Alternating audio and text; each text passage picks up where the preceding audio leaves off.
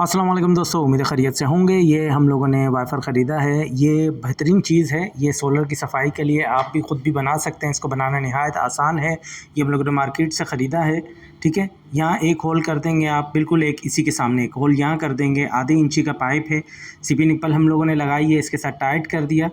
ये देखिए, ये चूड़ियाँ होती हैं, ड्रिल करके हम लोगों ने इस पे टाइट कर दिया। 1 फ़िट का पाइप एक तरफ, दूसरे फ़िट का पाइप एक तरफ, और बीच में टी लगा के एक पाइप ऊपर की तरफ लगा दिया। अब जब हम इसमें पानी खोलेंगे तो दोनों तरफ से पानी आएगा और वाइफ़र की सफाई, सोलर की सफाई नहायत आसान तरीके से हो जाएगी। यहाँ पे हम डंडा लगा देंगे और यहाँ पर हम लोग पाइप लगा देंगे।